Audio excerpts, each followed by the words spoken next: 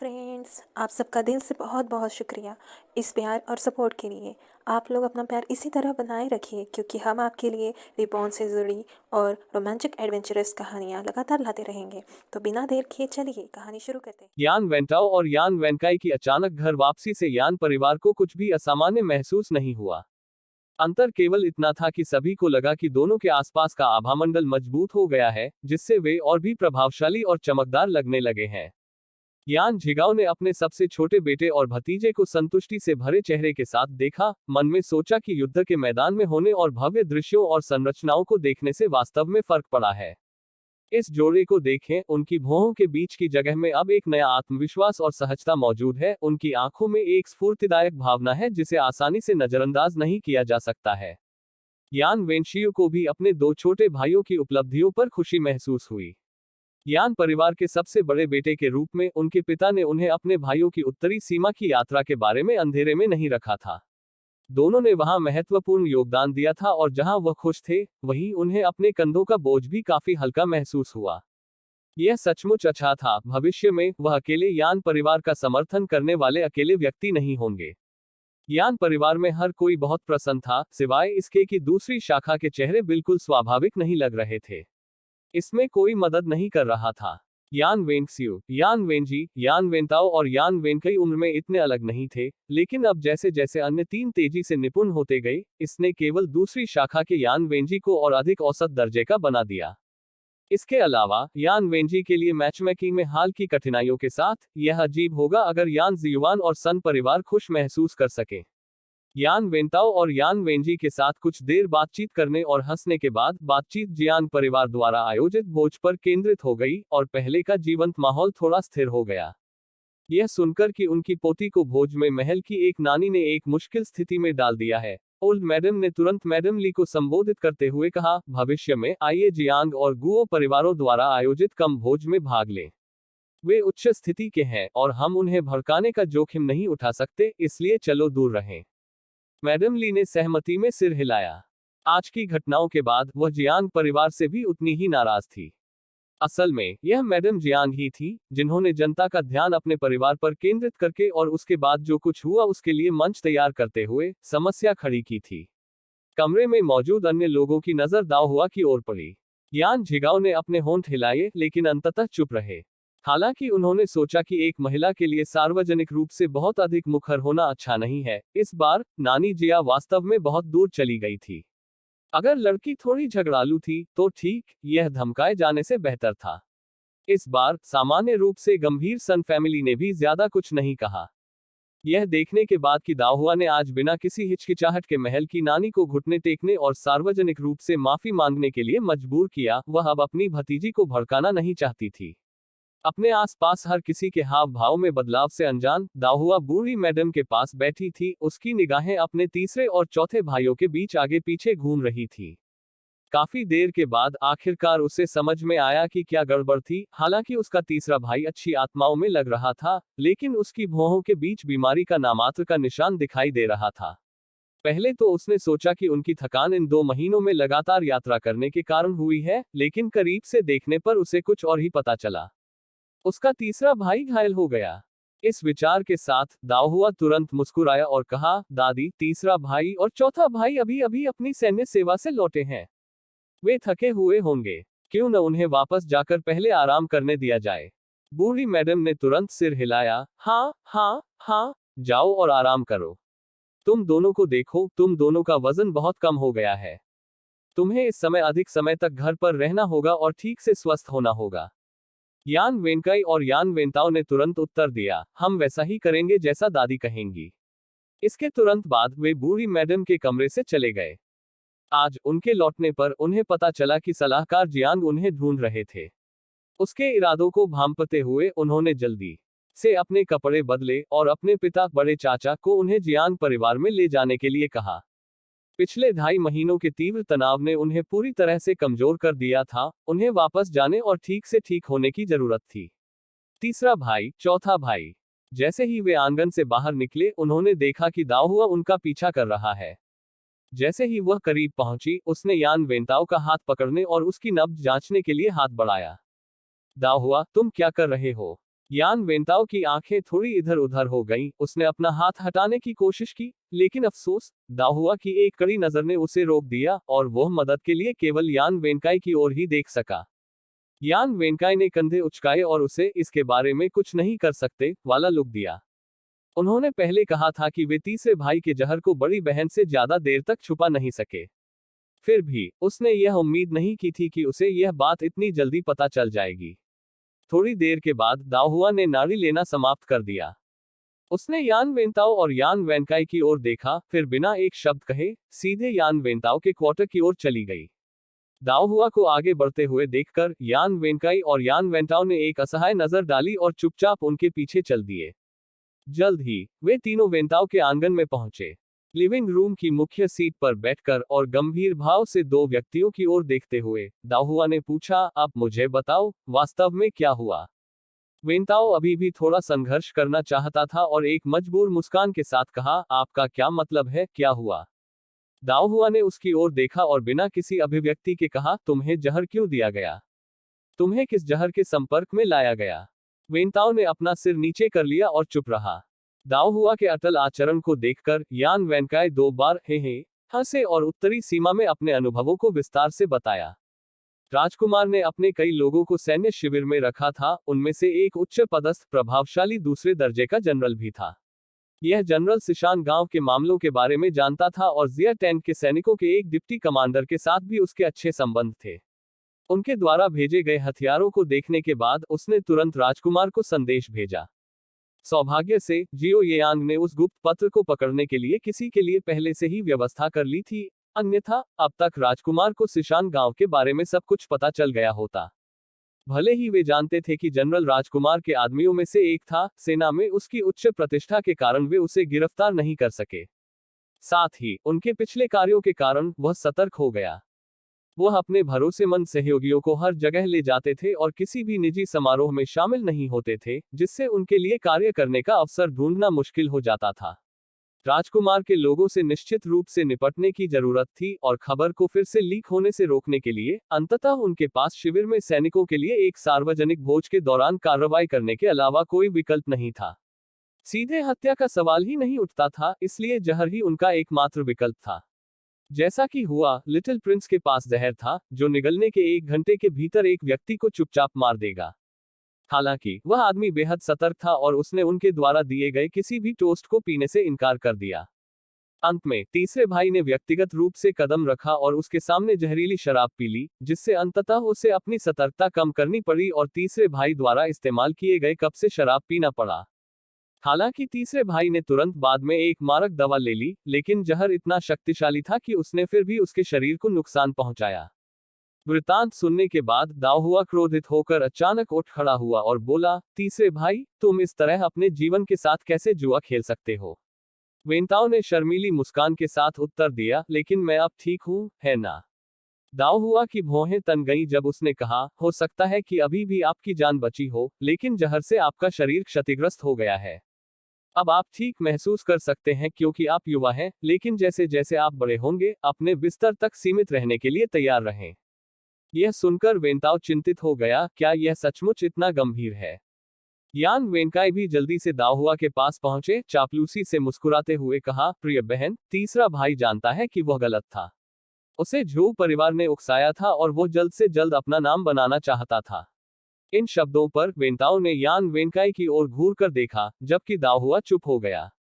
अपने तीसरे भाई की ओर देखते हुए, जिसकी आंखें धुंधली होने लगी थी, वह धीमी आवाज में बोली, तीसरे भाई, तुम्हें अपने स्वास्थ्य का अच्छा ख्याल रखना चाहिए। इसलिए आज आराम करो और कल से मैं आऊंगी और तुम्हारे लिए औषधीय स्नान तैयार करूंगी। इस बीच जियांग परिवार के घर में मैडम जियांग और सलाहकार जियांग भी दिन की घटनाओं पर चर्चा कर रहे थे। यह जानकर कि जियो येयांग ने महारानी डाउजर द्वारा भेजी गई नौकरानी को सीधे बेच दिया था, मैडम जियांग ने खर्राटे लेते हुए कहा, मैंने हमेशा कहा था कि जियो येयांग अभी भी वैसा ही है जैसा जब वह एक बच्चा था, परिणामों के बारे में सोचे बिना पूरी तरह से अपनी सनक पर काम करता था। अब जबकि मां परिवार के मां और बेटे को समर्थन मिल गया है, उसके पास अभी भी एक वैध बड़े बेटे का सामना करना है।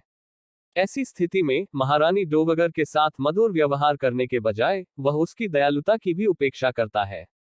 मुझे आश्चर्य है कि राजधानी लौटने के बाद वह कैसे प्रबंधन करने की योजना बना रहा है। सलाहकार जियांग ने भौहें सिकोड़कर चुप्पी साध ली और वर्तमान में उत्तरी सीमांत से झोंकझू लौटने में लगने वाले समय की गणना कर रहे थे। सलाहकार जियांग को इस तरह देखकर मैडम जियांग को पता था कि वह क्या सोच रहा है और मुस्कुराई, माई लॉर्ड, क्या आपको अभी भी लगता है कि जियो येयांग जिनलिंग गार्ड का अन्वेषक है जिसने उत्तरी सीमा में महान उपलब्धियां हासिल की है? सलाहकार जियांग ने चुपचाप इस पर विचार किया। येयांग की हरकतें वास्तव में थोड़ी अपमानजनक हैं, लेकिन यह असंभव नहीं है।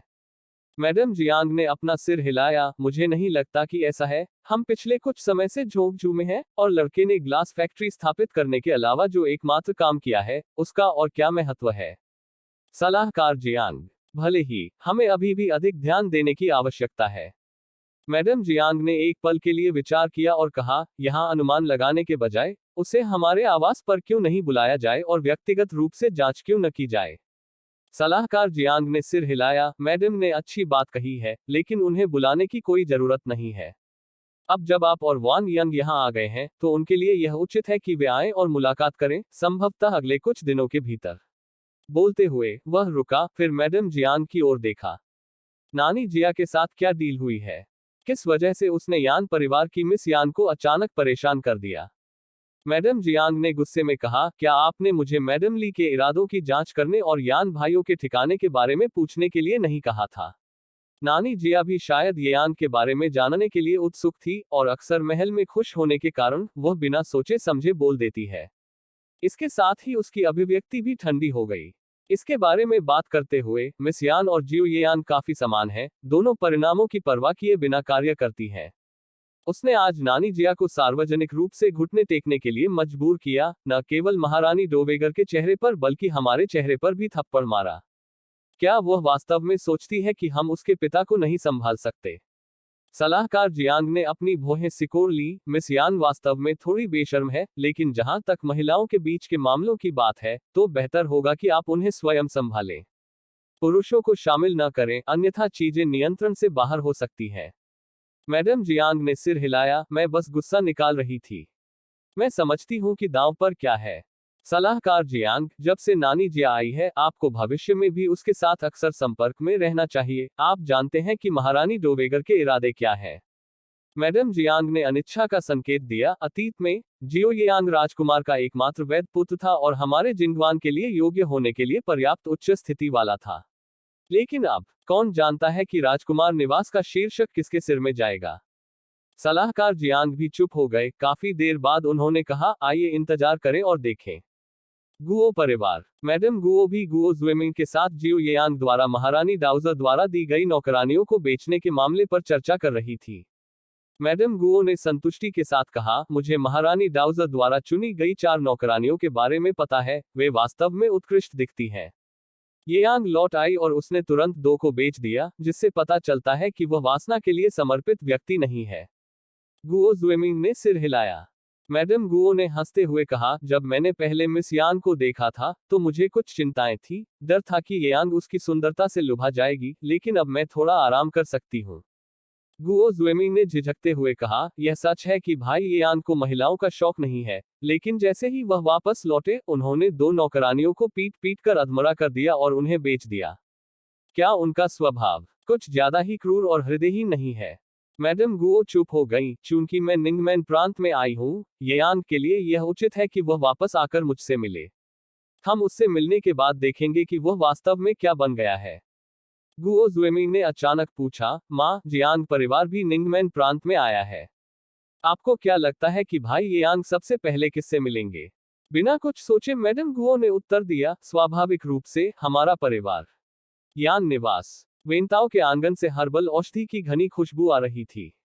यान परिवार के बाकी सदस्यों को इसके बारे में पता चलने के बाद उन्होंने लोगों को पूछताछ के लिए भेजा, जिस पर दाहुआ, जो वेंटाओ के निजी परिचारक को औषधीय स्नान बनाने का निर्देश दे रहा था, ने सीधे तौर पर उत्तर दिया, मैं तीसरे और चौथे भाइयों के शरीर को नियंत्रित कर रहा हूं।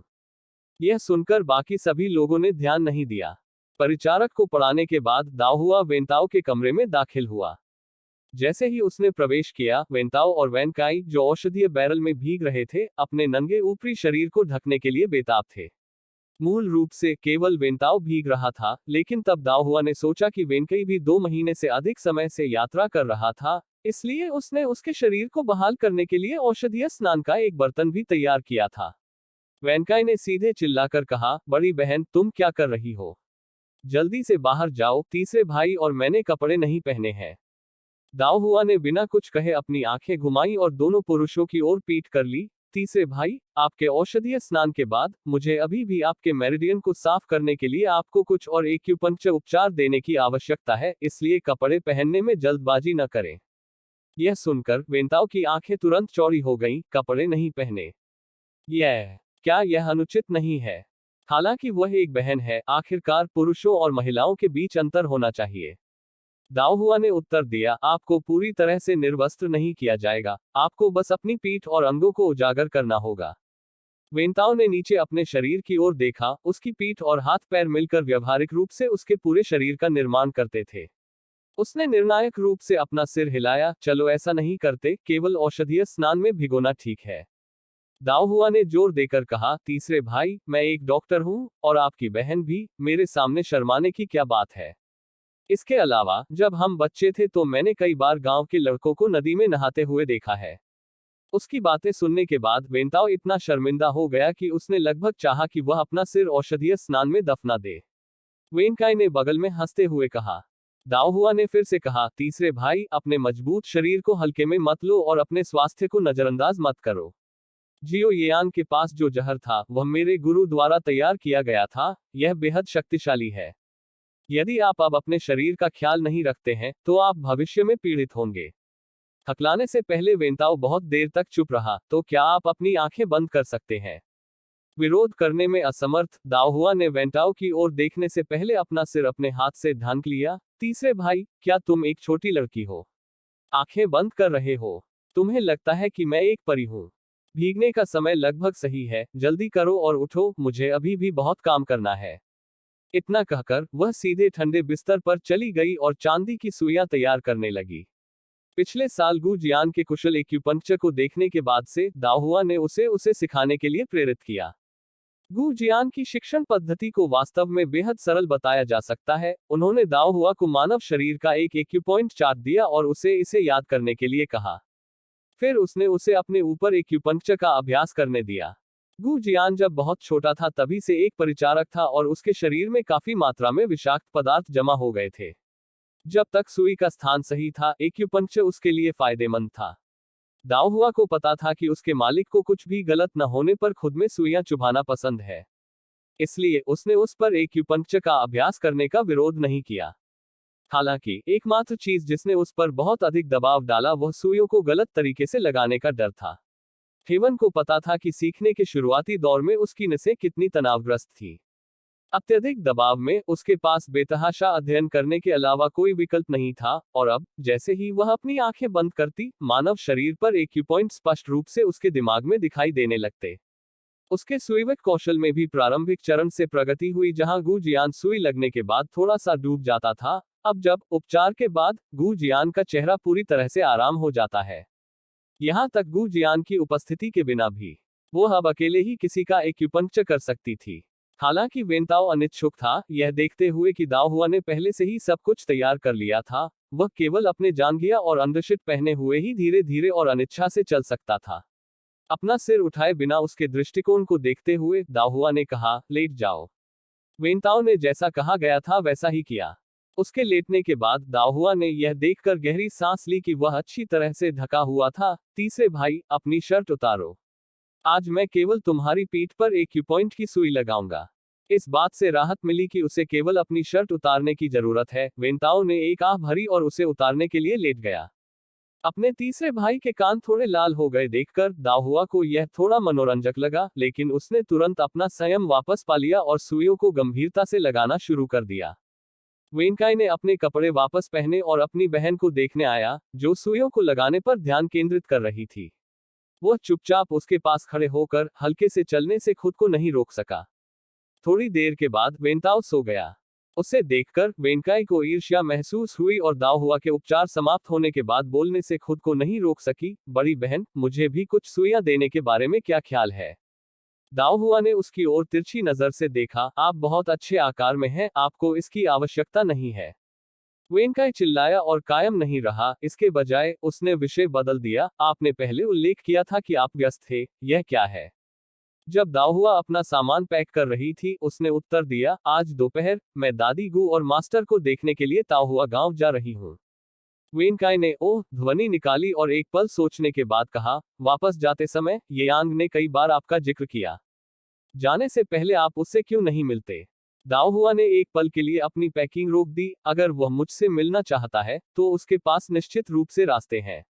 मुझे डर है कि वह इन दिनों बहुत व्यस्त है। वेनकाई चौंका, हम 2 महीने से अधिक समय से व्यस्त थे और जब हम लौटे तो कुछ दिनों की छुट्टी लेने पर सहमत हुए। इसमें इतना व्यस्त होने की क्या बात है? दाओहुआ ने कहा, अपने चचेरे भाई से मिलने में व्यस्त। वेनकाई अवाक, उस दोपहर दाओहुआ ताओहुआ गांव गया। जब वह पहुंची तो लगभग शाम हो चुकी थी। दादी गू उसे देखकर मुस्कुराई, तुम्हारे गुरु और मैंने सोचा था कि तुम आज नहीं बन पाओगे। दाओहुआ ने मुस्कुराते हुए जवाब दिया, आज मेरे पास कुछ था। मेरे तीसरे और चौथे भाई कल वापस आ गए, इसलिए मुझे देर हो गई। दादी गू की आंखें चमक उठी, तुम्हारे तीसरे और चौथे भाई वापस आ गए हैं? क्या वह लड़का येआंग भी वापस आ गया है? दाओहुआ ने सिर हिलाया। दादी गू ने हंसते हुए कहा, यह अच्छा है कि वे सुरक्षित और स्वस्थ वापस आ गए हैं। कौन जानता है कि वह हम बूढ़े लोगों से मिलने कब आएंगे? दादी गू की आवाज में लालसा सुनकर दाओहुआ एक पल के लिए चुप हो गया। कौन जानता है, निंगमैन प्रांत इन दिनों बहुत जीवंत है। सबसे पहले गुओ माँ और बेटी आई, फिर जियांग माँ और बेटी, और इसके अलावा येआन का निवास महारानी डोवेगर और सम्राट द्वारा भेजे गए नानी और महल नौकरानियों से भरा हुआ है। वह अविश्वसनीय रूप से व्यस्त हो सकता है। दाओहुआ को अपने होंठ भींचते हुए देखकर दादी गू धीरे से मुस्कुराई, लड़की, क्या तुम्हें दादी के साथ शर्त लगाने की हिम्मत है? दाओहुआ ने आश्चर्य से उसकी ओर देखा, दादी आप मुझसे शर्त लगाना चाहती हैं? ऐसा पहले कभी नहीं हुआ था और उसकी दिलचस्पी एक पल में बढ़ गई। दादी, हम किस पर दांव लगा रहे हैं? दादी गू ने हंसते हुए उत्तर दिया, हम शर्त लगाएंगे कि वह लड़का येआंग कब आएगा। मुझे विश्वास है कि वो कल यहाँ होगा। दादी गू की आंखों में चिढ़ाने वाली झलक देखकर दाओहुआ ने अपने होंठ एक साथ दबाए। दादी, आप वास्तव में आश्वस्त हैं कि वह आएगा, है ना? दादी गू मुस्कुराई, तुम यहाँ हो, वह कैसे नहीं आ सकता? उसके शब्दों पर दाओहुआ मुस्कुराए बिना नहीं रह सकी, फिर उसने खुद को रोका और आकाश की ओर देखते हुए विषय को मोड़ दिया। मिस गुओ प्रतिष्ठित और बुद्धिमान है, एक असाधारण सुंदरता शायद ही कभी देखी जाती है। दादी गू ने तुरंत प्रतिवाद किया, चाहे कितनी भी सुंदर क्यों न हो, उसकी तुलना यान परिवार की सबसे बड़ी बेटी से नहीं की जा सकती। यह सुनकर दाओहुआ जोर से हंसा, दादी गू के पास बैठ गया और उसके कंधे पर हाथ रखकर प्यार से बोला, दादी आप हमेशा मुझे चिढ़ाती रहती हैं। आप किस बात से इतने खुश हैं? जियो येआन की आवाज अचानक गूंज उठी। दाओहुआ ने अपना सिर उठाया और सीधी हो गई, तभी जियो येआन को तेज हवा के साथ आंगन में कदम रखते हुए देखा, उसकी आंखें अचानक चमक उठी। जियो येआन को आते देख दादी गू को बहुत खुशी हुई, जिन्होंने तुरंत हंसते हुए कहा, यह जानकर कि आप आ रहे हैं, निश्चित रूप से हम खुश हैं। जियो येआंग ने पास आकर दादी गू को सम्मान दिया, फिर चिढ़ाते हुए दाओहुआ की ओर मुड़ा, आप दादी और ग्रैंडमास्टर गू को देखने आ रहे थे, लेकिन आपने मुझे नहीं बताया, जिससे मुझे काफी देर तक आपके पीछे भागना पड़ा। आपके घर में उन 2 शक्तिशाली नानी के साथ कौन आपको बुलाने के लिए किसी को भेजने की हिम्मत करेगा? दाओहुआ ने जियो येआंग पर नजर डाली, उसका दिल बेहद असहज हो गया जब उसने सोचा कि जियांग परिवार के भोज के दौरान नानी जिया ने उसे कामुक कहा था। वह चिल्लाए बिना नहीं रह सकी और उसने दादी गू से शिकायत की। यह सुनने के बाद दादी गू का चेहरा कुछ ठंडा हो गया। उनकी प्रतिक्रिया देखकर दाओहुआ ने तुरंत कहा, दादी निश्चिंत रहें, मैंने उन्हें मेरा फायदा नहीं उठाने दिया, मैंने उन्हें झुकने और सार्वजनिक रूप से माफी मांगने के लिए मजबूर किया। वह सिर्फ एक नौकर है, उसके झुकने और माफी मांगने से क्या फायदा? गू जियान सख्त चेहरे के साथ बाहर से अंदर आया, उस तरह के घमंडी नौकर के लिए उसे एक ही गोली से जहर देकर मार देना ही इसका अंत होगा।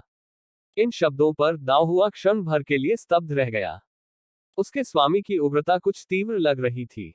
इससे पहले कि दाओहुआ को जवाब देने का मौका मिले, जियो येआंग ने कहा, उसे जहर देकर मारना आसान है, लेकिन अगर यह मर जाता है तो उसके पीछे कोई और भी आ सकता है। उन्हें घर तक ही सीमित रखना बेहतर है, वे सिर्फ मेरे लोगों के कपड़े धो सकते हैं। यह सुनकर गु जियान ने जियो येयांग पर नजर डाली। महल की महिलाओं के पास कई कपटपूर्ण तरीके हैं। इस बार उसने सार्वजनिक रूप से दाओहुआ की प्रतिष्ठा को धूमिल करने का साहस किया। कौन जानता है कि वह अगली बार क्या कर सकती है। इतना कहकर उसने अपनी भौहें सिकोड़ ली। मैंने सुना है कि जियांग परिवार के लोग भी निंगमैन प्रांत में चले गए हैं। उस बूढ़ी महिला महारानी डोवेगर के समर्थन पर भरोसा करते हुए वे बिना किसी जांच के कार्य करते हैं। यदि वे आपके घर में नानी के साथ सेना में शामिल हो जाते हैं तो आपको भी उनकी योजनाओं से सावधान रहना होगा।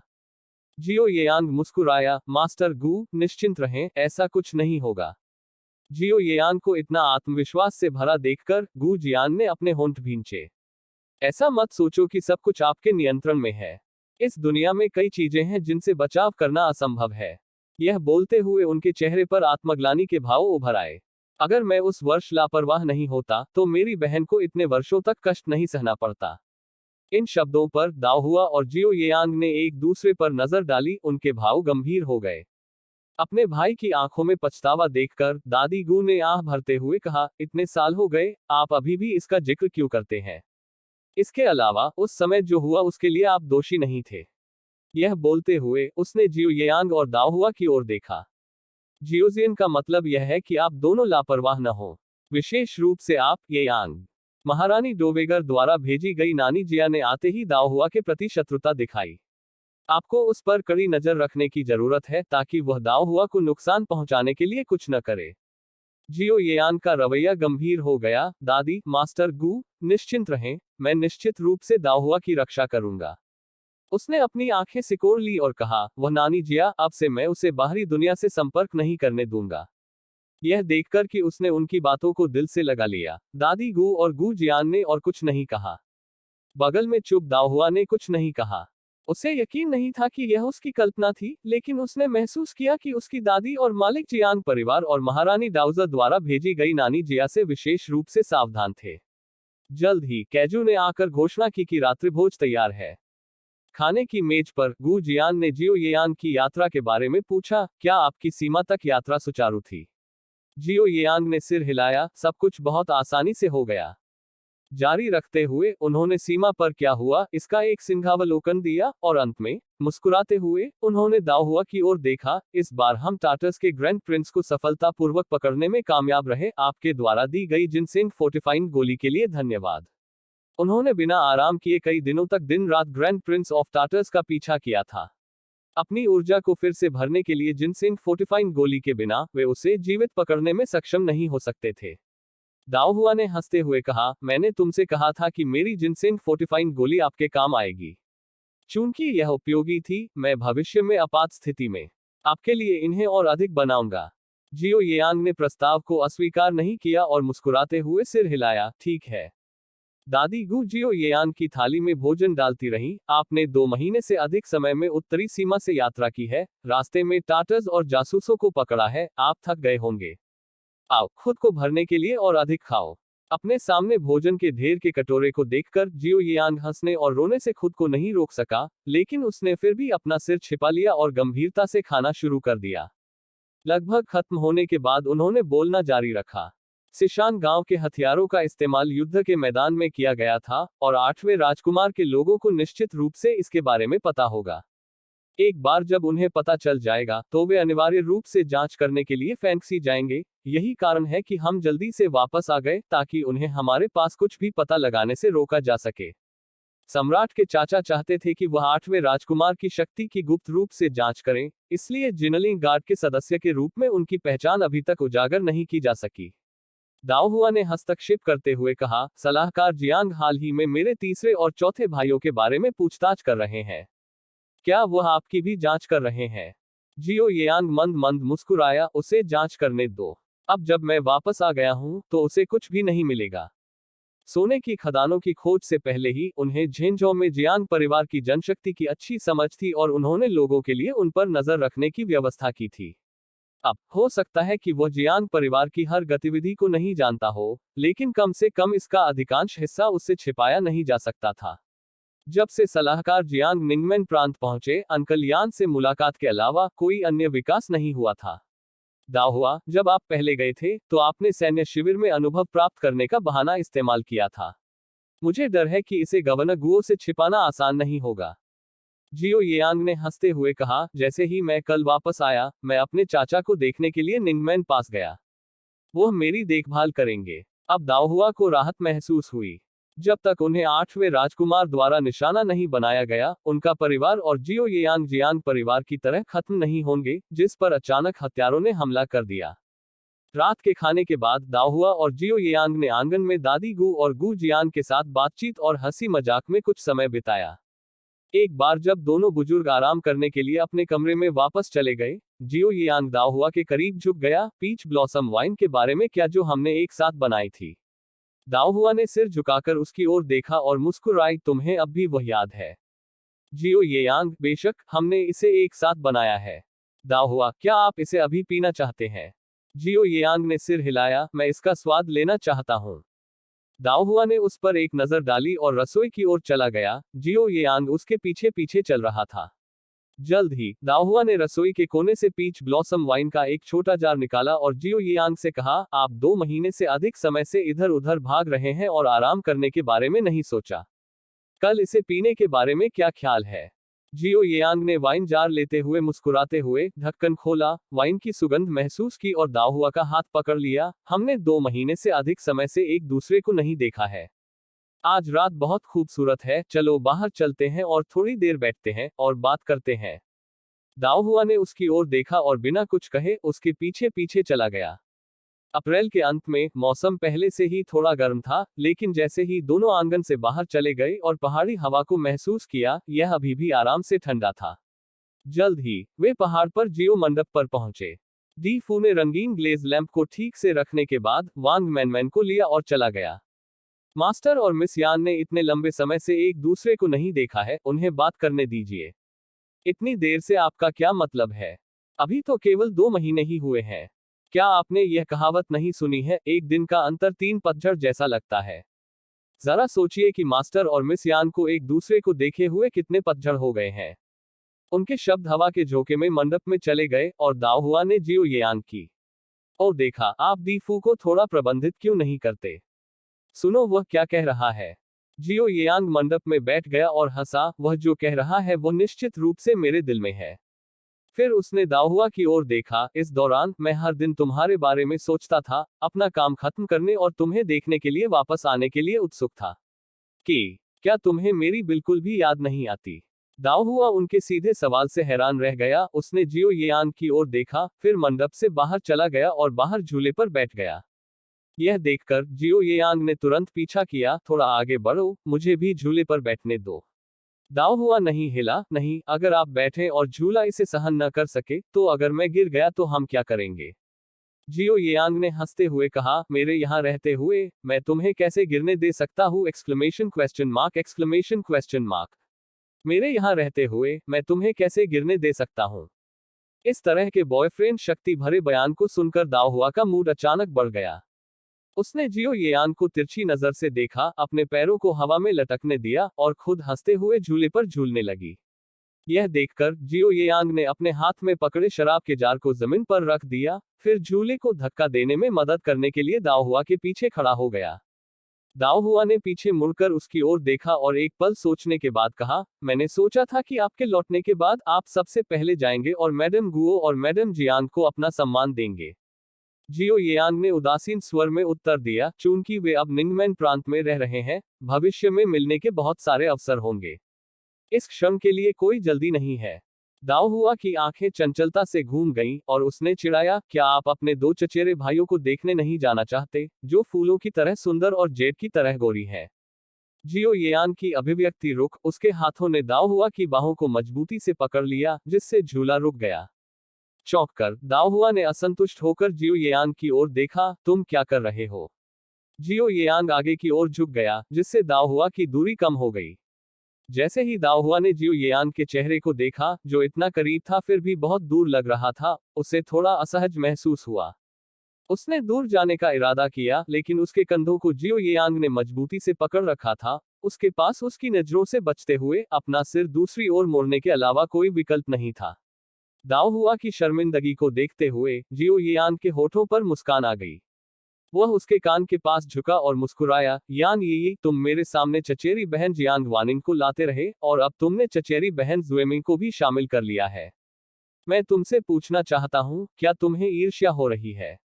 उन शब्दों पर दाहुआ उस बिल्ली की तरह भड़क गया, जिसकी पूंछ पर पैर रख दिया गया था। अचानक खड़ा हो गया और चौड़ी आंखों से जियो येयान को घूरने लगा। तुम क्या बकवास कर रहे हो? कौन ईर्ष्या कर रहा है?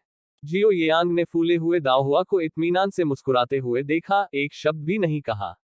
उसकी निश्चितता ने दाहुआ को जलन से भर दिया। उसकी नजर से चिंतित और परेशान महसूस करते हुए दाहुआ ने दूर जाने के लिए अपना पैर उठाया। आगे बढ़ो और यहाँ अकेले आनंद लो। यह देखकर कि उसने वास्तव में दाहुआ को परेशान कर दिया है, जियो येयांग तुरंत उसके पास पहुंचा और उसे वापस खींच लिया। यह सिर्फ एक मजाक था, आप इसे इतनी गंभीरता से क्यों ले रहे हैं? जैसे ही वह बोला, उसने दाहुआ को वापस झूले पर खींच लिया और उसके पास बैठ गया। दाहुआ ने गुस्से में आकर उसे अनदेखा करते हुए अपना सिर दूसरी ओर घुमा लिया। उसकी प्रतिक्रिया देखकर जियो येयांग ने पीच ब्लॉसम वाइन का एक घूंट लिया, फिर इसे दाहुआ को पेश किया। इसका स्वाद वास्तव में अच्छा है, एक घूंट पिए। दाहुआ ने पीच ब्लॉसम वाइन को तिरछी नजर से देखा, लेकिन उस तक नहीं पहुंच पाया। जियो येयांग को थोड़ा असहाय महसूस हुआ और एक पल सोचने के बाद गुओ परिवार के मामलों के बारे में बात करना शुरू कर दिया। मेरी माँ और परिवार के बीच तलाक ने कुछ हद तक गुओ परिवार को प्रभावित किया। मेरे नाना और चाचा के अलावा गुओ परिवार के अधिकांश लोग मेरे बहुत करीब नहीं हैं। इंपीरियल पैलेस में जाने के बाद मैंने गुओ परिवार को और भी कम देखा। मुझे याद है कि जब मैं बच्चा था तो मैंने चचेरी बहन जुएमिंग को कुछ बार देखा था, लेकिन अब मुझे उसकी कोई याद नहीं है। दाओहुआ ने अपना सिर घुमाया। मैं मिस गुओ से मिल चुका हूँ, वह बहुत सुंदर और शालीन है। जियांग वानिंग की तरह बिल्कुल भी आडंबरपूर्ण नहीं है, वह काफी मिलनसार है। इस बात से राहत मिली कि आखिरकार उसने बात की। जियो येयांग को बिना किसी कारण के एक लड़की को छेड़ने के लिए खुद पर थोड़ा गुस्सा महसूस हुआ, जो वास्तव में अपनी परेशानी के लिए पूछ रहा था। यह देखकर कि जियो येयांग की कोई प्रतिक्रिया नहीं हुई, दाओहुआ ने उसकी ओर देखा। आप बिल्कुल भी प्रतिक्रिया क्यों नहीं दे रहे हैं? जियो येयांग ने जवाब में बस ओह कहा। उसके उदासीन रवैये को देखकर दाओहुआ कुछ हद तक असंतुष्ट था। ओह, इसका क्या मतलब है? जियो येयांग ने बेबसी से कहा, इसका मतलब है कि चचेरी बहन जुएमिंग कितनी भी खूबसूरत क्यों न हो, इसका मुझसे कोई लेना देना नहीं है। दाओहुआ की अभिव्यक्ति थोड़ी साफ हो गई और उसने भौहें उठाई। अपने शब्दों में इतना निश्चित मत हो। क्या आप कह रहे हैं कि आप एक सुंदर लड़की से प्रभावित नहीं होंगे? जियो येयांग ने लगातार दाओहुआ की ओर देखा। क्या आपकी नजर में मैं, जियो येयांग, एक शराबी के अलावा कुछ नहीं? दाओहुआ एक पल के लिए रुका, फिर थोड़ी चुप्पी के बाद बोला, मैंने ऐसा नहीं कहा। किसी के लिए भी सुंदरता से प्यार करना स्वाभाविक है। किसी खूबसूरत व्यक्ति को देखना और उसे पाने की इच्छा करना एक आम भावना है। जियो येयांग ने अपना हाथ बढ़ाया और दाओहुआ को सीधे अपने सामने कर लिया। क्या मैं 3000 कमजोर पानी में से सिर्फ एक करछूल नहीं ले सकता? दाओहुआ एक पल के लिए चुप हो गया। आप अभी भी बहुत छोटे हैं और जिन लड़कियों से आप मिले हैं, वे इतनी अधिक नहीं हैं। इससे पहले कि वह अपनी बात समाप्त कर पाती, जियो येयांग ने दाओहुआ के माथे पर थपथपाया। मुझसे उस वयस्क लहजे में बात मत करो, जिससे ऐसा लगे कि तुम मुझसे बड़े हो। तुम मुझसे कुछ साल छोटे हो। दाओहुआ ने अपना माथा ढंकते हुए उसकी ओर देखा। तुम्हें भी हमेशा मेरे सिर पर हाथ नहीं मारना चाहिए। अगर तुम मुझे बेवकूफ बनाओगे तो क्या होगा? मैं आपका ख्याल रखूंगा। जियो येयांग के मुंह से निकल गया और दाओहुआ के चेहरे पर स्तब्ध भाव देखकर उसने एक और वाक्य जोड़ा, वैसे भी, चाहे तुम कुछ भी बन जाओ, मैं तुम्हारा तिरस्कार नहीं करूंगा। दाओहुआ को एक पल के लिए समझ नहीं आया कि वह क्या प्रतिक्रिया दे। उसने जियो येयांग का हाथ जो उसके कंधे पर था, हटा दिया और सीधा बैठ गया। जियो येयांग ने उसकी ओर देखा और जारी रखा, मैंने बहुत कम लड़कियों को देखा है। मैं वास्तव में नहीं जानता कि आप क्या सोच रहे हैं। मैं इंपीरियल पैलेस में पला बड़ा हूं। हर साल इंपीरियल पैलेस में कई भोज आयोजित होते हैं और अधिकारियों और कुलीनों की बेटियां शामिल होने के लिए महल में आती हैं। क्या मैं उनसे भूतों से मिला था? दाओहुआ यह कहने से खुद को नहीं रोक सका, उस समय तुम बस एक छोटे लड़के थे, तुम्हें क्या पता था? जियो येयांग ने घूर कर कहा, मुझे नहीं पता था। उन्होंने कहा, फिर तुरंत दाओहुआ की ओर देखा, अपना सिर घुमाया और कुछ अस्वाभाविक रूप से कहा, मैं तुमसे कहीं अधिक जानता हूं। दाओहुआ ने अपने होंठ हिलाए, लेकिन अंततः अपने शब्दों को वापस निगल लिया। उसे अभी भी उसके साथ रोमांटिक भावनाओं के मामलों पर चर्चा नहीं करनी चाहिए। जियो येयांग ने आगे कहा, इसके अलावा इस दुनिया में बहुत सारी खूबसूरत महिलाएं हैं। क्या मुझे जो भी मिलता है उसे अपने साथ घर ले जाना चाहिए? मैं वेश्यालय वाली मैडम नहीं हूं। दाओ हुआ उसके शब्दों से अवाक रह गई, उसने अपने होंठ एक साथ दबा लिए और कुछ नहीं कहा। जियो येयांग ने उसकी ओर देखा और उसका हाथ पकड़ते हुए कहा, बस बैठो और आराम करो। उसके शब्दों पर दाओ हुआ अचंभित रह गई, फिर उसने अपना हाथ हटा लिया और झूले की रस्सियों से खेलने लगी। कुछ देर पहले उसने कहा, मुझे आपके शब्दों का मतलब समझ नहीं आ रहा है। जियो येयांग ने दाओ हुआ की ओर देखा, मैं ऐसा कुछ भी नहीं करूंगा जो आपको पसंद न हो। दाओ हुआ ने उसकी ओर देखा, फिर खड़ा हो गया, आपने पीच ब्लॉसम वाइन के केवल कुछ घूंट ही पी है, और आप पहले से ही नशे में होंगे। वह जाने के लिए आगे बढ़ी। जियो येयांग ने झट से उसे पीछे खींच लिया, मैं कहाँ नशे में हूँ। बस थोड़ी देर और बैठो। दाओ हुआ, आपने इतनी लंबी दूरी तय की है, क्या आप थके हुए नहीं हैं? आपको वापस जाना चाहिए और जल्दी आराम करना चाहिए। जियो येयांग ने मुस्कुराते हुए कहा, मैं आपके साथ रहते हुए थका नहीं हूँ। दाओ हुआ ने अपनी भौहों के बीच की थकान को देखा, आप थके हुए नहीं हैं, लेकिन मैं थका हुआ हूँ। मैं आज सुबह जल्दी उठकर आपके तीसरे और चौथे भाइयों के लिए औषधीय सूप तैयार कर रहा हूँ, और फिर मैंने आपके तीसरे भाई को भी कुछ एक्यूपंक्चर उपचार दिए। मुझे वापस सोने की जरूरत है। एक्यूपंक्चर। जियो येयांग तुरंत खड़ा हो गया, आपने वेंताओ को एक्यूपंक्चर दिया? क्या उसने कपड़े पहने थे? दाओ हुआ ने भौहें सिकोड़ते हुए अप्रसन्नता से कहा, यह कैसा सवाल है? वह मेरा तीसरा भाई है। जियो येयांग, हाँ, वह आपका भाई है, लेकिन पुरुषों और महिलाओं को दूरी बनाए रखनी चाहिए, भविष्य में ऐसा न करें। दाओ हुआ का अप्रसन्न चेहरा देखकर उसने आगे कहा, यदि आप वेंटाओ के बारे में चिंतित हैं, तो आप इसे मुझ पर छोड़ सकते हैं। मैं उसके पास जाने और एक्यूपंक्चर करने के लिए एक डॉक्टर ढूंढूंगा। दाओ हुआ ने उस पर कोई ध्यान नहीं दिया और सीधे आगे बढ़ गया। जियो येयांग ने चमकता हुआ लालटेन उठाया और तेजी से उसके पीछे चला गया, धीरे करो, यात्रा मत करो। एक बार जब उसने दाओ हुआ को पकड़ लिया और उसका हाथ पकड़ लिया, तो उसने कहा, आप अपने तीसरे और चौथे भाइयों के लिए औषधीय स्नान कर रहे हैं, आप कभी मेरी देखभाल कैसे नहीं करते? मेरा शरीर भी बहुत थक गया है। दाओ हुआ ने उस पर तिरछी नजर डाली, मैंने तुम्हें आज दोपहर को देखा, ठीक है। जियो येयांग, आप किसी को मेरे आवास पर तैयार दवा पहुंचाने के लिए कह सकते हैं। दाओ हुआ ने कहा, मैं हिम्मत नहीं करूंगा। अभी आपके निवास के सामने और पीछे दोनों सड़कों पर, एक पर गुओ परिवार रहता है और दूसरे पर जियांग परिवार रहता है। क्या आपको लगता है कि मैं किसी को भेजने की हिम्मत करता हूं? अगर उन्हें पता चला कि हमारे परिवार का आपके साथ अक्सर लेन देन होता है, तो कौन जानता है कि क्या हो सकता है। यह सुनकर जियो येयांग सोच में पड़ गया। जैसे ही वे आंगन के गेट पर पहुंचने ही वाले थे, उसने अचानक कहा, वापस जाने के बाद मैं एक नई संपत्ति खरीदूंगा जिसके बारे में केवल आप और मैं ही जानते होंगे। रात की अच्छी नींद। अगली सुबह जियो येयांग और दाओ हुआ जल्दी उठ गए। एक आंगन में तलवारबाजी का अभ्यास कर रहा था, दूसरा चाबुक से अभ्यास कर रहा था।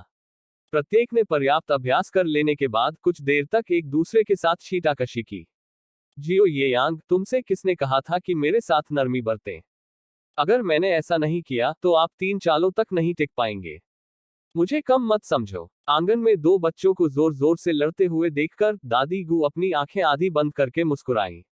इस तरह की स्फूर्ति और जीवंतता ने हर किसी की आत्मा और शरीर को तरोताजा महसूस कराया।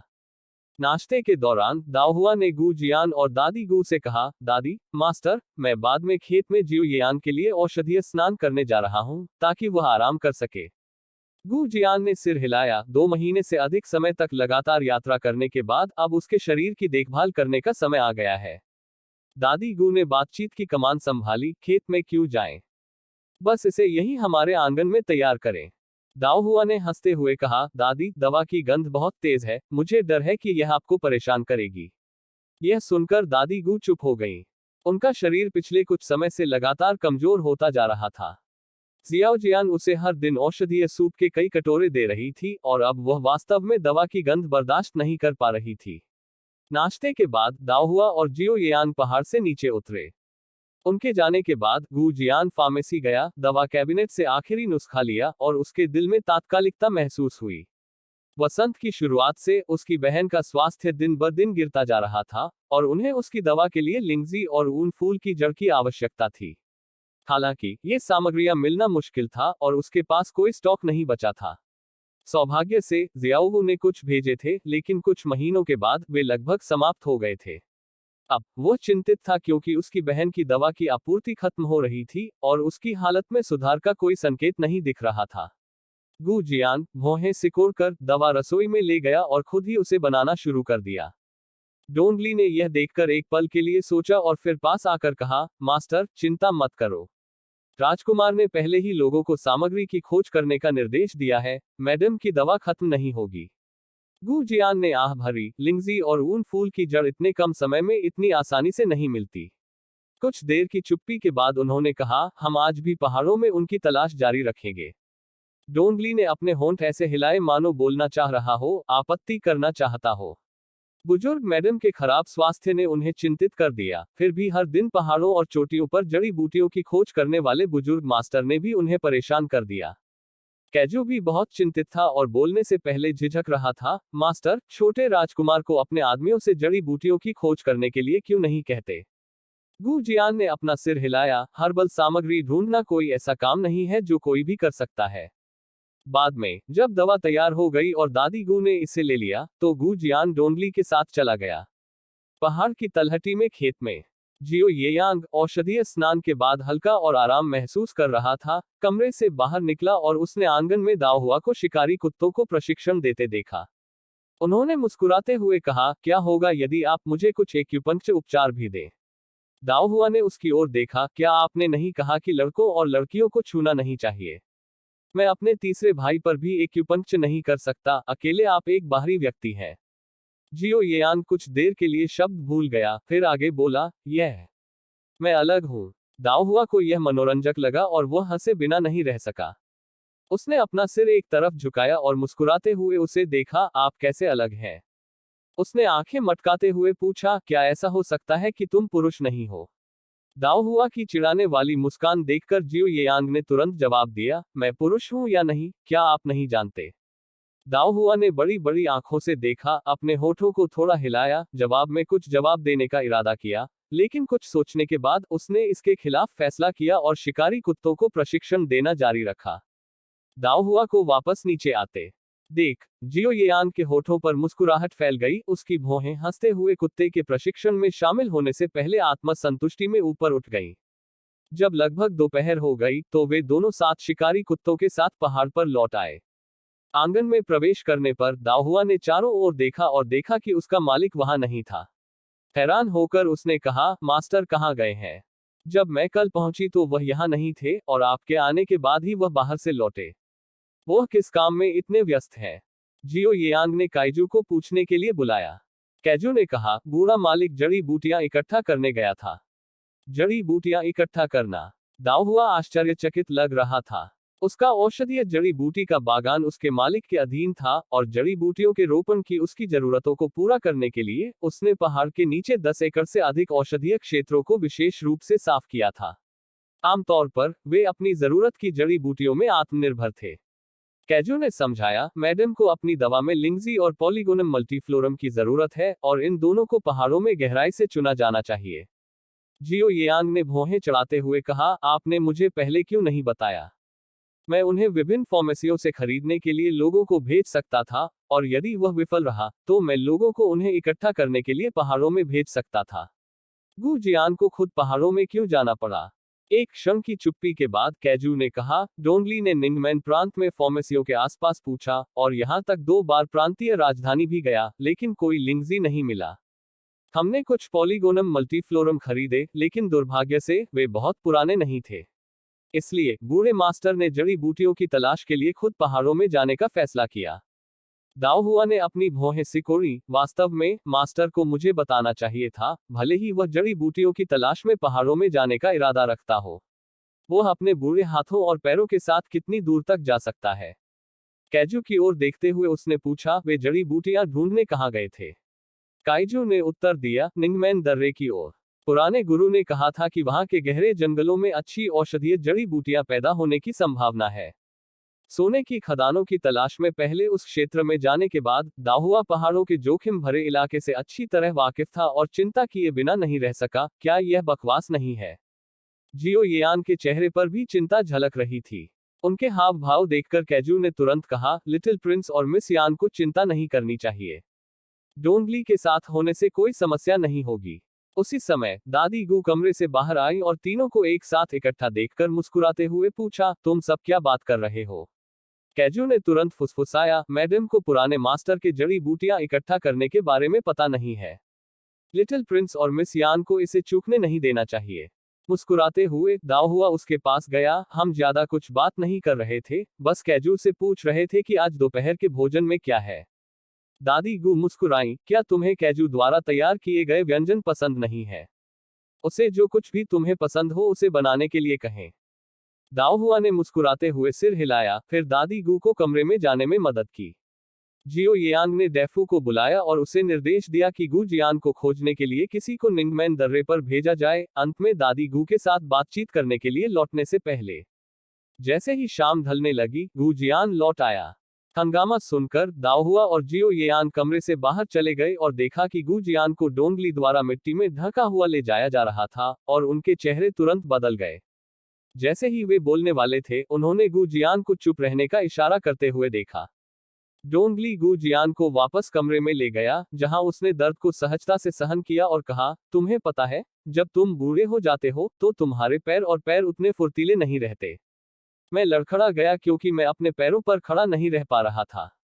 दाओ हुआ ने अपने होंठ काटे और कुछ नहीं कहा। चोट के लिए गू जियान के खून से सने हाथ और पैरों का निरीक्षण किया। उसे यह देखकर राहत मिली कि वे सिर्फ सतही घाव थे। यह पुष्टि करने के लिए कि कोई गंभीर क्षति नहीं हुई है। उसकी नाड़ी लेने के बाद उसने जियो येयान की ओर गंभीरता से देखा और कहा, मास्टर को सफाई में मदद करें, मैं दवा ले आऊंगी।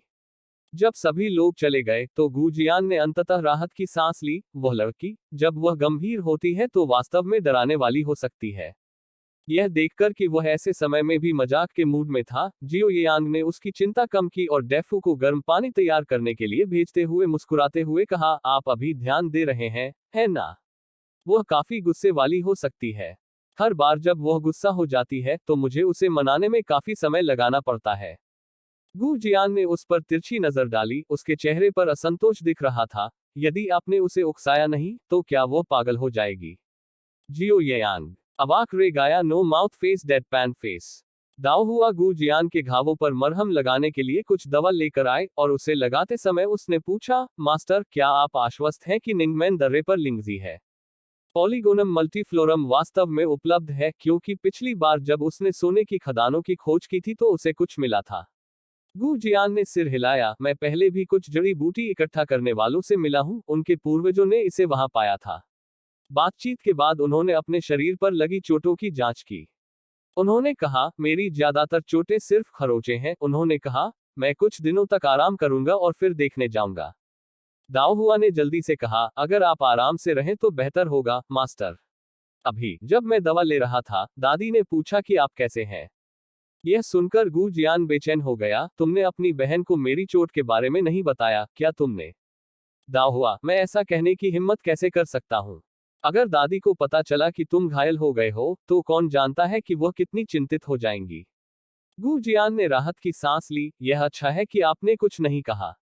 वर्षों से उसकी बहन को लगता था कि वह उस पर बोझ है। बहुत दोषी महसूस करती थी। अगर उसे पता चला कि उसके लिए जड़ी बूटियां इकट्ठा करते समय उसे चोट लग गई, तो कौन जानता है कि उसका दिल कितना टूट जाएगा।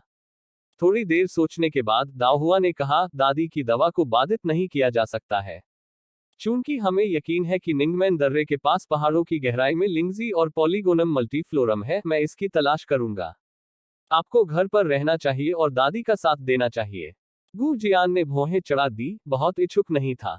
जियो येयांग ने फिर कहा, मास्टर गू, चिंता मत करो। मेरे दाओ हुआ के साथ जाने से उसे कोई नुकसान नहीं होगा। लेकिन गू जियान अभी भी झिझक रहा था। दाओ हुआ ने मुस्कुराते हुए कहा, मास्टर, आपको मेरे बारे में क्या भरोसा नहीं है? मैं जड़ी बूटियों के बारे में आपसे कम जानकार नहीं हूँ। गू जियान, जड़ी बूटियों की तलाश के लिए पहाड़ों में जाना कठिन और थका देने वाला काम है, और तुम एक लड़की हो। दाओ हुआ ने टोकते हुए कहा, एक लड़की होने के बारे में क्या? मैं उन नाजुक युवतियों में से नहीं हूं जो कभी अपने दरवाजे से बाहर कदम नहीं रखती हैं। पहाड़ों पर चढ़ना और चोटियों को पार करना मेरे लिए कोई परेशानी नहीं है। इसके अलावा जियो येयांग भी है। यह कहते हुए उसने जियो येयांग की ओर देखा।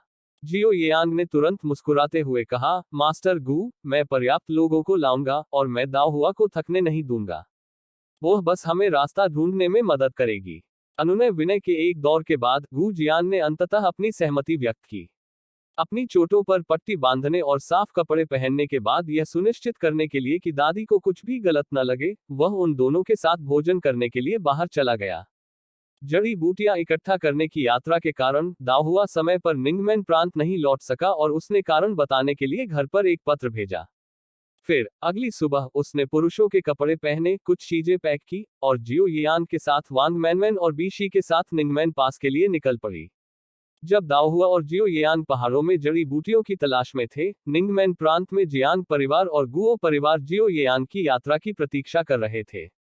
हालांकि कई दिन बीत गए लेकिन जियो निवास से कोई हलचल नहीं हुई, जिससे मैडम जियांग और मैडम गुओ बहुत असंतुष्ट हो गईं।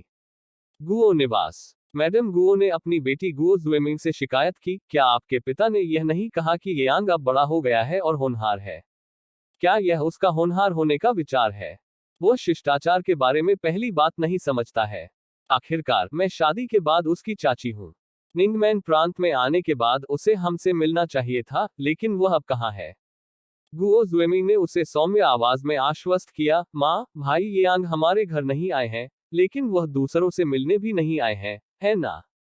शायद उन्हें किसी बात से देरी हो गई है। मैडम गुओ ने अपना सिर हिलाया और गुस्से से कहा, भले ही वह एक व्यस्त आदमी हो, क्या वह आधा दिन भी नहीं निकाल सकता? ठीक है, मैं उस बात को मान लूंगी। मान लीजिए कि वह इतना व्यस्त है कि दूर नहीं जा सकता, लेकिन वह कम से कम एक ग्रीटिंग कार्ड भेज सकता है ना? क्या उसने ऐसा भी किया है?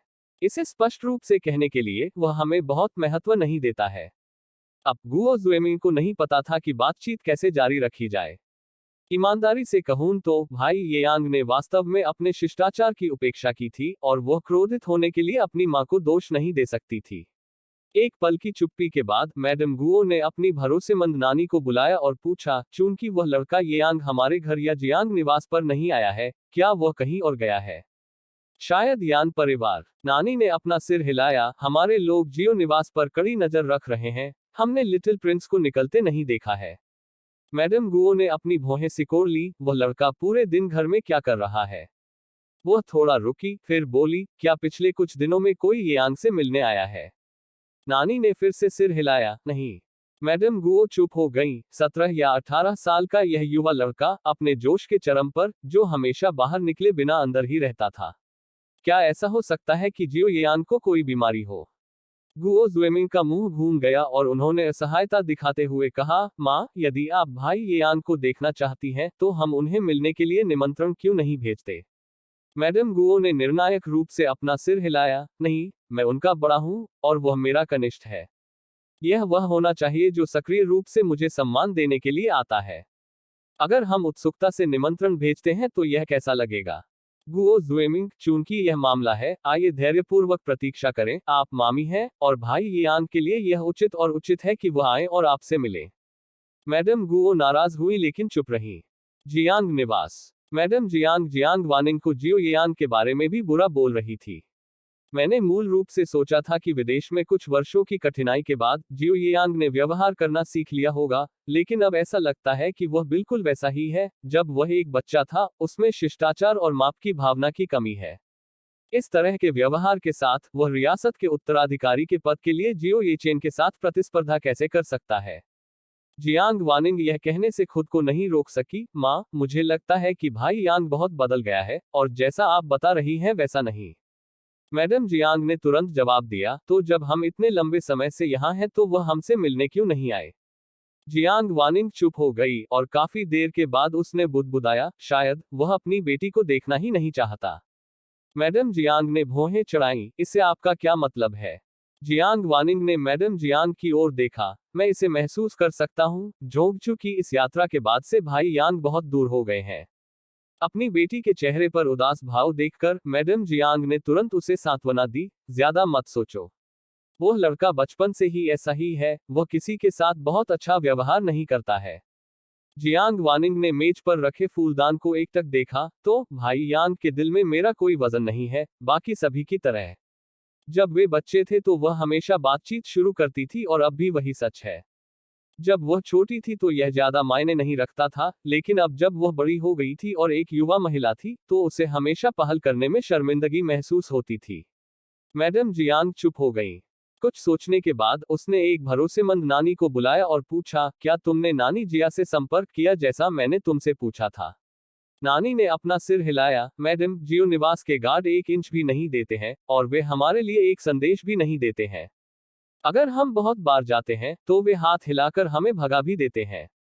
मैडम जियांग ने भौहें चढ़ाईं। यह जियो येयांग किस तरह से अपने नौकरों को पढ़ा रहा है? एक पल सोचने के बाद उसने कहा, जियो निवास पर नजर रखना जारी रखें, नानी जिया निश्चित रूप से हमसे संपर्क करेगी। नानी ने सिर हिलाया और आदेश बताते हुए जाने के लिए मुड़ी।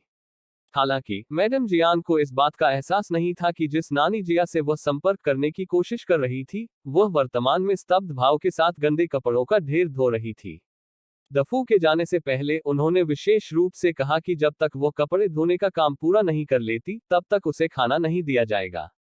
नानी जिया ने शुरू में विरोध किया, लेकिन 3 समय के भोजन के लिए भूखे रहने के बाद उसने बिशा और दाइयों के साथ आज्ञाकारी रूप से कपड़े धोना शुरू कर दिया। कोई विकल्प नहीं था, रोजाना कपड़े धोने का ढेर लग जाता था, और अगर आज का काम पूरा नहीं होता, तो इसे अगले दिन ले जाया जाता था। ढेर में और कपड़े जुड़ जाते थे, जिससे उसके लिए खाना असंभव हो जाता था। कमरे के अंदर बैठकर कपड़े ठीक करते हुए नानी जेन ने देखा कि कुछ ही दिनों में नानी जिया और उसका समूह आम नौकरों से लगभग अप्रभेद्य हो गया, और राजकुमार निवास से छोटे राजकुमार के लिए उसका सम्मान बढ़ गया।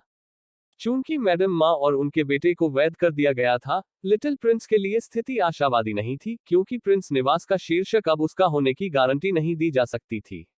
नानी जिया को दबाने में छोटा राजकुमार महारानी डाउजर के प्रति अनादर दिखा रहा था।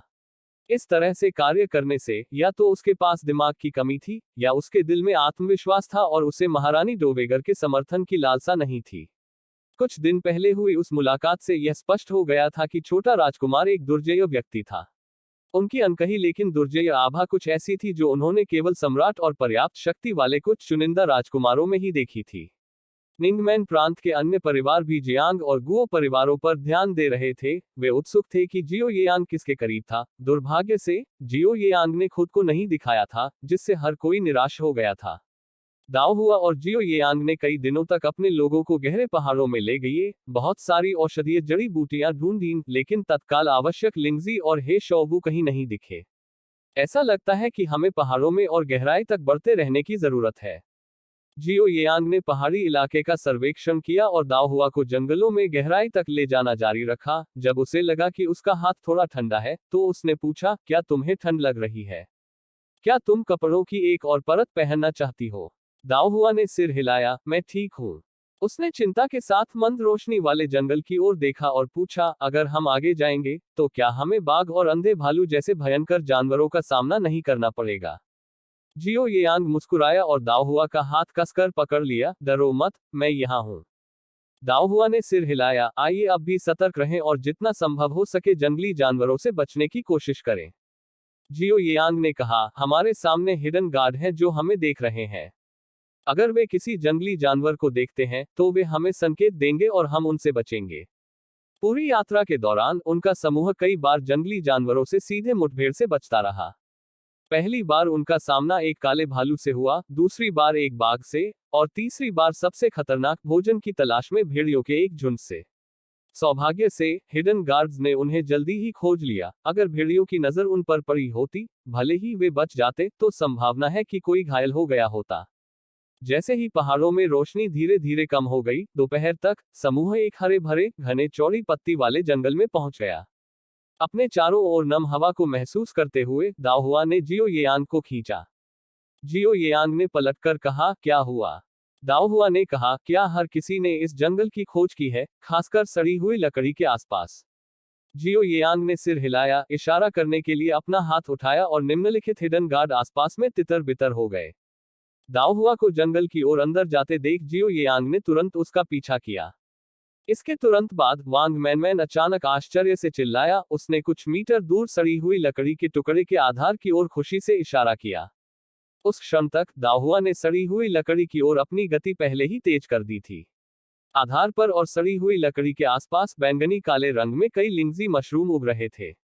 दाओ हुआ नीचे बैठ गया और ध्यान से लिंगजी को तोड़ लिया, और डी फू ने उत्सुकता से उसे एक बॉक्स दिया जो मशरूम को स्टोर करने के लिए पहले से तैयार किया गया था। यह देखकर जियो येयांग ने दूसरों को और अधिक अच्छी तरह से खोजने का निर्देश देते हुए आवाज लगाई। अफसोस की बात है कि अंत में उस जंगल में केवल कुछ लिंगजी ही पाए गए। अपनी उपलब्धियों से दाओ हुआ और जियो येयांग दोनों खुश थे। जैसे जैसे दिन खत्म हो रहा था, उन्हें शिविर स्थापित करने के लिए पास में एक गुफा मिली। वे रात में आराम करने और अगले दिन के लिए तैयार हो गए। अगली सुबह जंगल में कुछ रोशनी चमकने के साथ समूह अपने रास्ते पर चलता रहा। पिछले दिन के अनुभव के साथ दोपहर तक दाओ हुआ सभी को एक और चौड़ी पत्ती वाले जंगल में ले गया। इस बार बिना किसी अनुस्मारक के हर कोई स्वचालित रूप से खोज में लग गया। दाओ हुआ, यहाँ आओ और देखो। जियो येयांग ने गहरी नजर से एक सड़ते हुए पेड़ के आधार पर दो लिंगजी को पाया। दाओ हुआ मुस्कुराया और उसे थम्स अप दिया। इसे उठाते समय सावधान रहें, स्टाइप को नुकसान न पहुंचे। चिंता मत करो, मुझे पता है। जियो येयांग अपने द्वारा खोजी गई लिंगजी को व्यक्तिगत रूप से चुनने के लिए उत्सुक था। उसकी कोमल हरकतों को देखकर दाओ हुआ ने हस्तक्षेप नहीं किया और आगे बढ़ता रहा। जैसे ही वह चली, उसे हवा में एक हल्की औषधीय सुगंध महसूस हुई, जिससे उसने अपने कदम तेज कर दिए। लगभग पौन घंटे के बाद वह एक चट्टान के किनारे पहुंची। चट्टान के किनारे तेजी से बढ़ती हुई बेल को देखकर दाओ हुआ को खुशी की लहर महसूस हुई। उसने सोचा था कि उन्हें इस यात्रा पर कोई हे शौबू नहीं मिलेगा, लेकिन यह यहाँ था। जियो येयांग, जल्दी से यहाँ आओ। दाओ हुआ ने वापस फोन किया। वह इतनी उत्तेजना में डूबी हुई थी कि उसे अपने सिर के ऊपर एक पेड़ के तने से आ रही फुफकारने की आवाज पर ध्यान नहीं गया। जैसे ही वह हे शौबू को खोदने ही वाली थी, एक मानव बांह जितना मोटा अजगर अचानक उसकी दृष्टि रेखा में आ गया और उससे पीछे की ओर गिरने से डरा दिया। इस बीच जियो येयांग खुशी से अपने द्वारा चुनी गई दो लिंगजी को पकड़कर अपनी खुशी साझा करने के लिए दाओ हुआ को ढूंढने वाला था, लेकिन जब वो पीछे मुड़ा तो उसे एहसास हुआ कि वह गायब थी। दाओ हुआ कहाँ है? वांग मनमन और बीशी भी आश्चर्यचकित रह गए। डी फू को अभी अभी एक और लिंगजी मिली थी और वे अपनी मालकिन पर ध्यान न देते हुए उसे देखने गए। इलाके में खोजबीन करने और उसे न मिलने पर उन्होंने उत्सुकता से कहा, छोटे राजकुमार, क्या वह युवती हमेशा तुम्हारे साथ नहीं थी? जियो येयांग ने भौहें चढ़ा दी, लिंगजी को डी फू को सौंप दिया और हिडन गार्ड्स को खोज के लिए आगे बढ़ाया। जब जियो येयांग ने आवाज का पीछा किया और चट्टान के किनारे को पाया, तो दाओ हुआ चट्टान पर एक पेड़ की शाखा से लटका हुआ था। उससे 1 मीटर से भी कम दूरी पर एक अजगर, जिसके शरीर पर कई खून के धब्बे थे, वह अपना मुंह चौड़ा करके शांत होकर दाओ हुआ को घूर रहा था। दाओ हुआ ने जियो येयांग को आते देखा और वह इतनी उत्साहित थी कि वह लगभग रोने लगी थी। जियो येयांग ने हिडन गार्ड के हाथ से धनुष और तीर छीन लिया और हुश ध्वनि के साथ सीधे अजगर के महत्वपूर्ण हिस्से पर प्रहार किया। फिर उसने दूसरे तीर से अजगर को चट्टान से नीचे गिरा दिया। अजगर से निपटने के बाद जियो येयांग तेजी से चट्टान के किनारे पर पहुंचा और दाओ हुआ को ऊपर खींच लिया। अपने डर और अजगर के साथ अपनी लड़ाई के दुष्परिणामों को दबाते हुए दाओ हुआ के हाथ और पैर कमजोर हो गए थे, क्योंकि वह जियो येयांग की छाती के खिलाफ निश्चल झुक गई थी। उसका दिल अभी भी धड़क रहा था। जियो येयांग ने दाओ हुआ को एक बार त्वरित ओवर दिया। कोई स्पष्ट चोट न देखकर उसे राहत महसूस हुई और फिर वह उसे डांटे बिना नहीं रह सका। मुझे यहाँ आकर तुमसे क्या कहना चाहिए? तुमने खुद ही भागते हुए मुझे क्यों नहीं बुलाया? क्या तुम नहीं जानती कि पूरे घने जंगल में खतरे हैं? दाओ हुआ ने दबी आवाज में उत्तर दिया, मुझे लगा कि तुम मेरा पीछा करोगे। जियो येयांग असहाय था। उसे लग रहा था कि यह किसी तरह उसकी गलती है। वह और अधिक कहना चाहता था, लेकिन दाओ हुआ के कांपते शरीर को महसूस करते हुए उसने अपने शब्दों को निगल लिया और इसके बजाय उसे शांत किया। ठीक है, मेरी गलती। अगली बार मैं निश्चित रूप से आपका अनुसरण करूंगा। अब सब कुछ अच्छा है।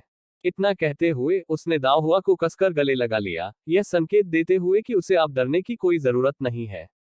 दाओ हुआ ने चुपचाप अपने होंठ भींच लिए और उसके दिल का डर धीरे धीरे कम होने में थोड़ा समय लगा। उसने चट्टान की ओर इशारा किया, आपको किसी से पॉलीगोनम मल्टीफ्लोरम खोदवाना चाहिए। यह सुनकर जियो येयांग समझ गया कि दाओ हुआ यहाँ क्यों आया था और उसने हिडन गार्ड पर नजर डाली।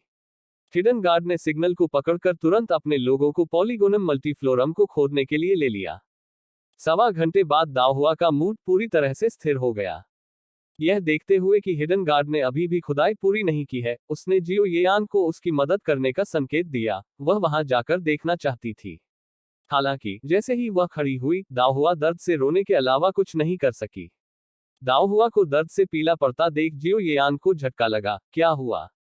दाओ हुआ ने अपने दाहिने पैर की ओर इशारा किया। मुझे लगता है कि मैंने इसमें मोच लगा दी है। जियो येयान के पास वांग मैनमैन और बी शी ने दाओ हुआ का समर्थन किया था और वह खुद उसके पैर की चोट की जांच करने के लिए नीचे बैठ गया। जैसे ही उसने उसके पैर को छुआ, दाओ हुआ चिल्लाया, हिलना मत, यह बहुत दर्दनाक है, अजगर के हमले से बचने के दौरान मुझे मोच आ गई होगी।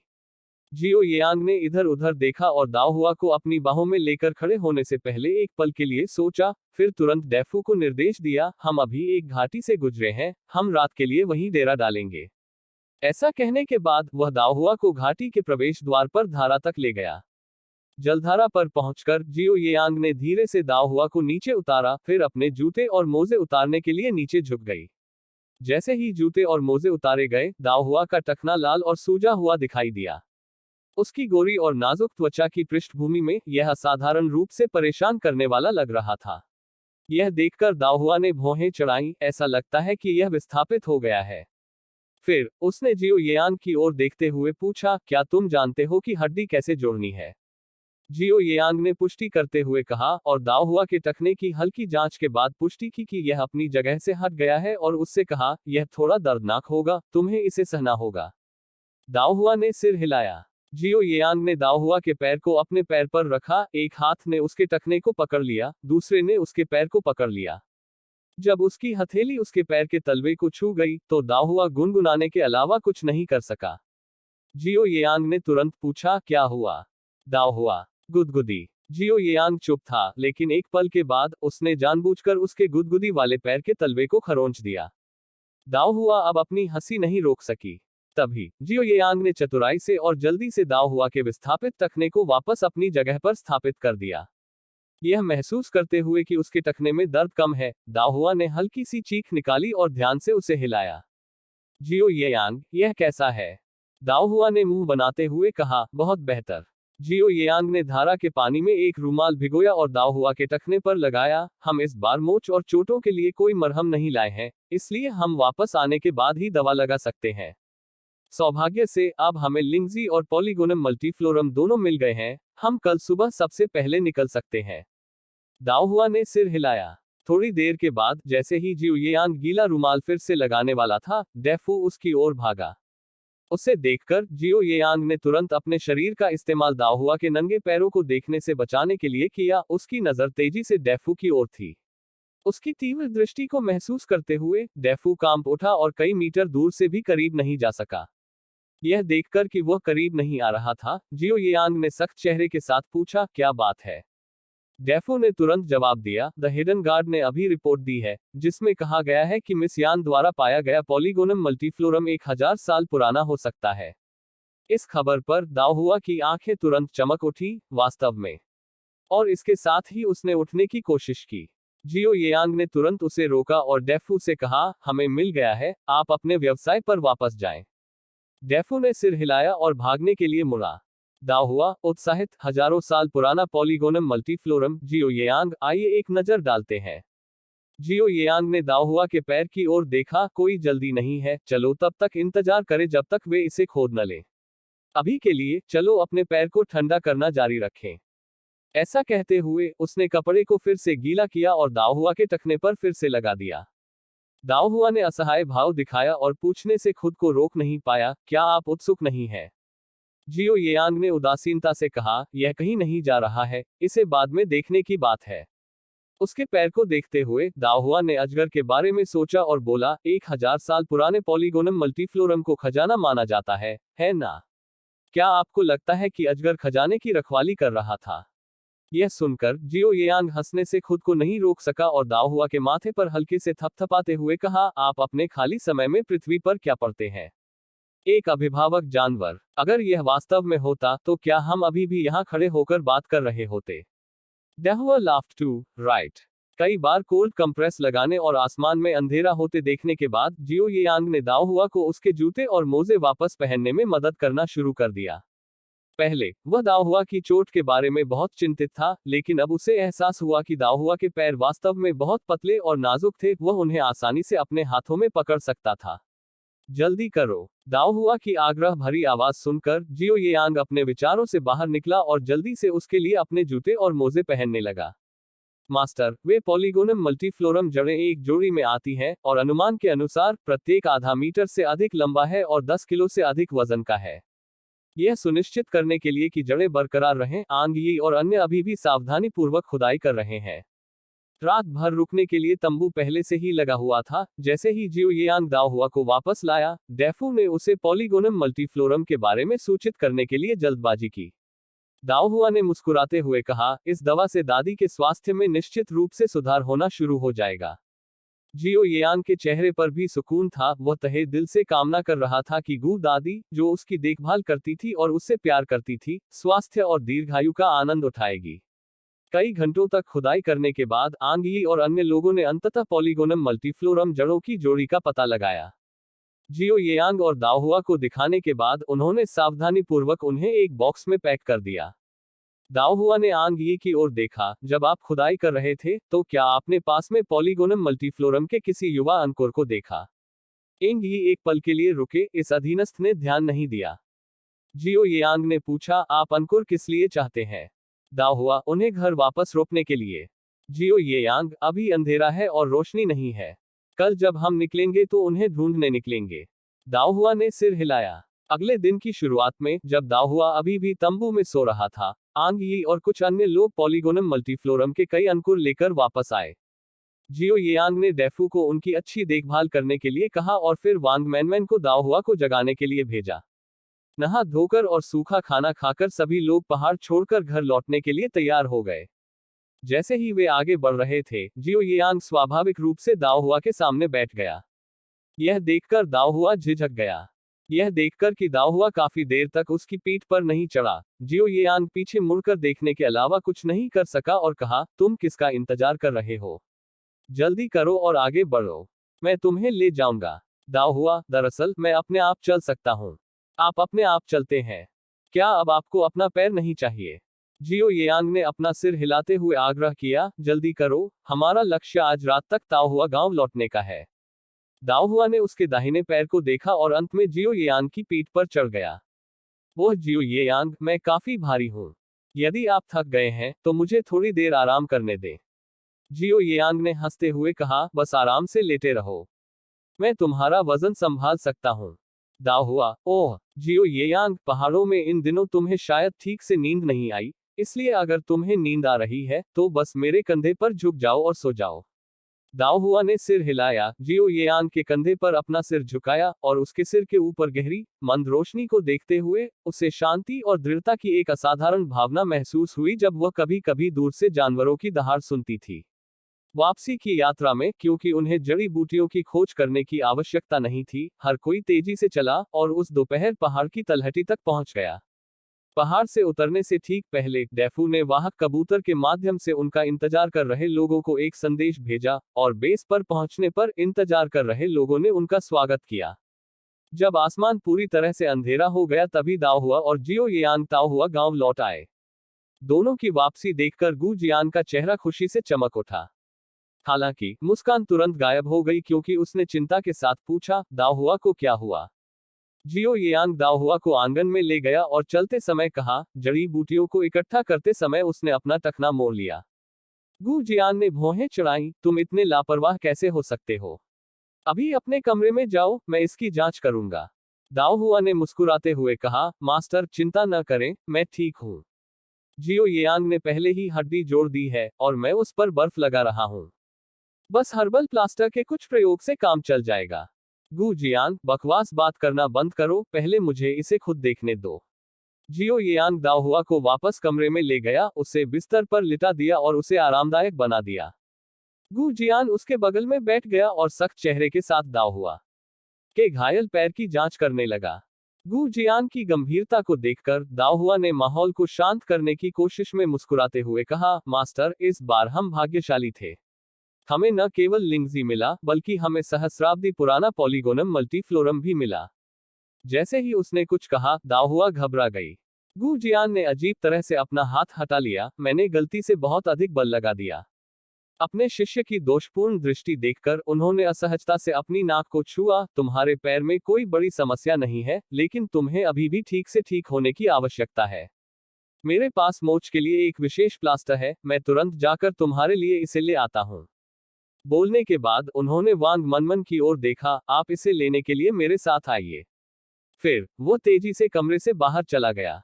जैसे ही वह कमरे से बाहर निकला, गुजियान ने उत्सुकता से डेफू से पूछा, आपके द्वारा एकत्र की गई जड़ी बूटियां कहाँ हैं? डेफू ने मुस्कुराते हुए उत्तर दिया, मैंने उन्हें जड़ी बूटी वाले कमरे में रख दिया है। शब्द खत्म होने से पहले गुजियान जड़ी बूटी वाले कमरे में चला गया। डेफू अवाक रह गया। बूढ़े मास्टर का स्वास्थ्य सचमुच उल्लेखनीय है। कमरे में जियो येयांग ने दाहुआ के झुर्रीदार चेहरे को चिंता से देखा और पूछा, क्या आप ठीक है?